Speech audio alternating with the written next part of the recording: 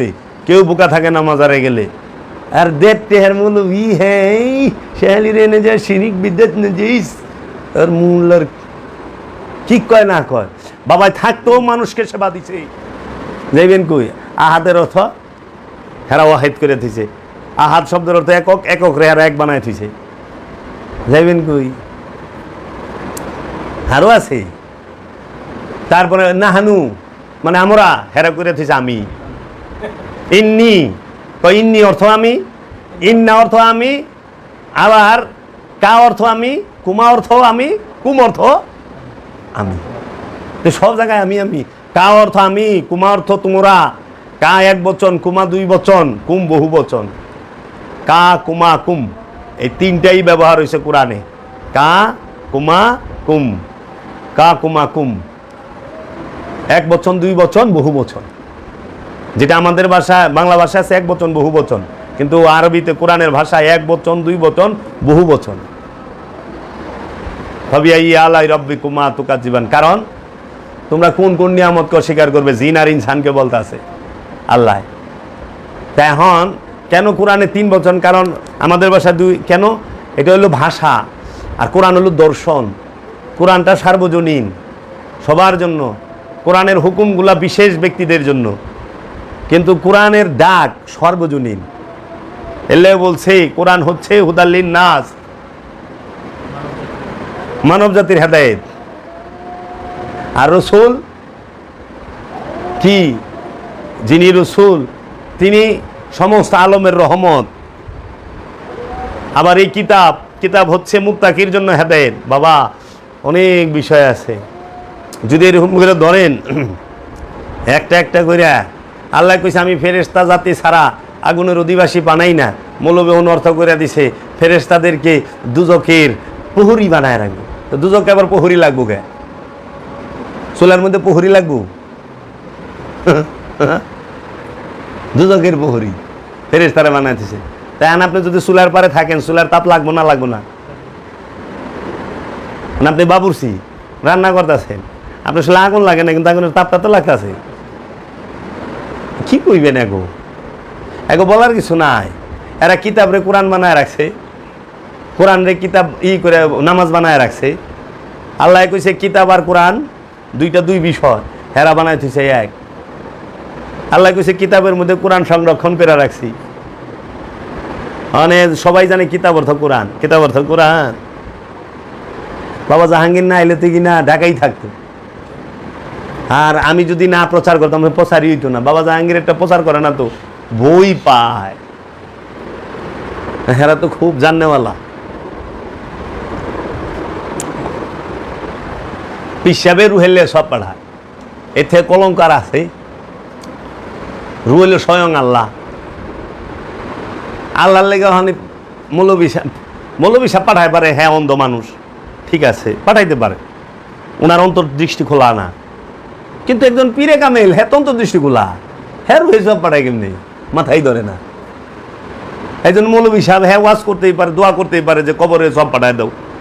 কিন্তু একজন অন্তর্চোখ খোলা পীরে কামেল হ্যাঁ কেমনে কবরে সব পাঠায়? কবরে সব দেওয়ার সিস্টেম আছে। যে কোরআনে সূরা বাকারার 48 নম্বর আয়াত কইতেছে যে সেই দিনকে তোমরা ভয় করো, যেই দিন এক নফস আরেক নফসের কোনো কাজে আসবে না, গ্রহণ করা হবে না কোনো প্রকার বিনিময়, গ্রহণ করা হবে না কোনো সুপারিশ। তুমি যাহা অর্জন করেছো তোমাকে তাহাই দেওয়া হবে। সেটা হলো মৃত্যু দিবস। সূরা বাকারার 123 নম্বর আয়াত খুলেন, একই কথাই কয়ে দিছে। তারপরেও এরা আরও আছে অন্য সূরা। তারপরে এরা কবরে সোয়াব নজর পৌঁছায় দেন, কবরে সোয়াব নজর পৌঁছায় দেন, কবরে সোয়াব নজর পৌঁছায় ফেরেশতা দিয়া পার্সেল। কবরে সোয়াব নজর পাঠাইবার গুলো কেরা? আল্লাহ কোন হানে কইছে কবরে একটু সব পাঠাও?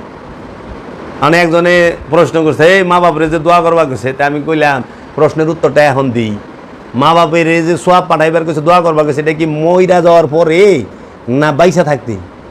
রব্বানা আতিনা ফিদ দুনিয়া হাসানাতাও ওয়া ফিল আখিরাতি হাসানাতাও ওয়া কিনা আযাবান নার। এই দোয়াটা কি মরণের পরে করবার কইছে না আগে বাইসা থাকতে? আচ্ছা, রব্বির হামহুমা কামা রব্বায়ানি সগীরা। এটা কি মরণের পরে করবা গেছে না মরণের আগে? মা বাপও জিন্দা আছে, পোলায়ও জিন্দা আছে। তুমি আল্লাহর কাছে কও, আল্লাহ তুমি আমার মা বাবারে ওইভাবে দেখা রাখো যেভাবে আমার মা বাবা আমারে দেখা রাখছে। মানে আল্লাহ তোর মা বাবারে কেমনে দেখা রাখতেছে কবরে তুই দেখছস? ভালো রাখলে তো যায় ঘুরে শিকার করবি, মা বাবা তোমার উপরে বুঝি পিটানি চলতেছে, বাবা ফেরেশতারা পিটাইতেছে, মোল্লাদের দোয়া করায় আন্তাজে। আরে বাইসা থাকতে তুই নিজের চোখে দেখবি আল্লাহ রাব্বুল আলামিন তোর মায়েরে তোমার বাবারে কি অবস্থায় রাখছে। তোমাকে বাইসা থাকতে তোমার মা বাবা দেখছে, লালন পালন করছে, তা আল্লাহও করবে। এর জন্য বাইসা যে মা বাবা আছে তার জন্য বলো রব্বির হামহুমা কামা রব্বায়ানি সগীরা। যে পিতামাতা বেঁচে আছে সেই পিতামাতাকে তুমি তাকে যত পারো সেবা যত্ন করো, মহব্বত করো, তাকে ভালোবাসো। হারায়া কান লইব না তো।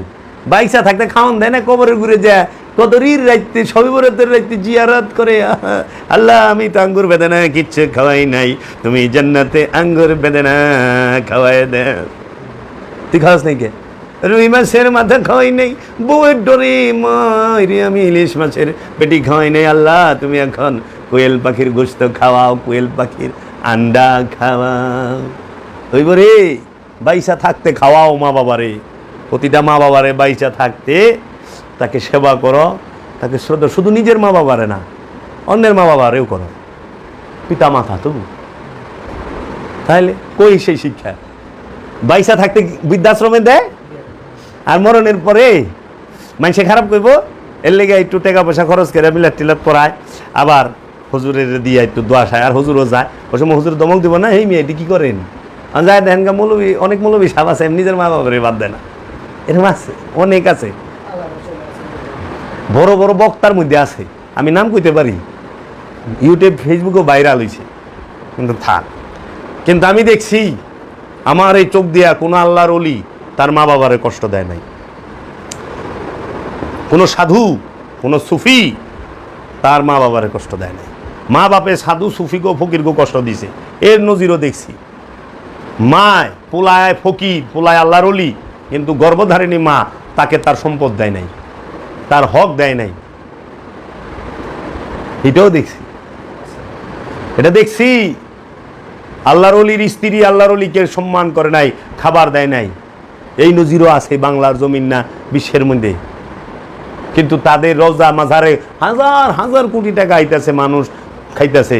বাবা শাহ আলীর মাজারে যত শত শত কোটি টাকা, এই স্কুল কলেজ মেডিকেল সব, এটি তো জনগণ সেবা পাইতেছে। তো শাহ আলী যা কইরা গেছে তোমার মতো মৌলবী করছে, তুমি ফতুয়া দাও। শত শত মানুষের চিকিৎসা হচ্ছে বাবা শাহ আলীর মাজারের টাকা দিয়া, এক শাহ আলীর বরকতে হচ্ছে না? শাহ আলী বাবার এতিমখানা আছে না, ওইখানে স্কুল আছে না, মাদ্রাসা আছে না, শিক্ষা চাইতে পাইতেছো ফ্রি, আবার 3 বেলা খাওয়ানো পাইতেছো শাহ আলীর বরকতে, কেউ বোকা থাকে না মাজারে গেলে। আর দেখতে হের মৌলবী হ্যাঁ শাহ আলীর এনে যায় শিরিক বিদ্যাত নজিস, আর মুল্লার কি কয় না কয়। বাবাই থাকতেও মানুষকে সেবা দিচ্ছে, বাবাই এখন পর্দার আড়ালে আছে। বাবা শাহ আলী প্রত্যেকটা ওলি এখনও সেবা দিচ্ছে, কিয়ামত পর্যন্ত তারা সেবা করে যাব। এর জন্য ওলি আল্লাহরা সবসময় জিন্দা, এটা কর্মের মধ্যে, এইটা তাদের দর্শনের মধ্যে, এটা মোহব্বতের মধ্যে, প্রেমের মধ্যে, বুঝছ? প্রেমের মরা জলে ডুবে না। ওনার দেহ ত্যাগ করছে কিন্তু ওনারা দর্শন ত্যাগ করে নাই, ওনারা দেহ ত্যাগ করছে, মোহব্বত ত্যাগ করে নাই।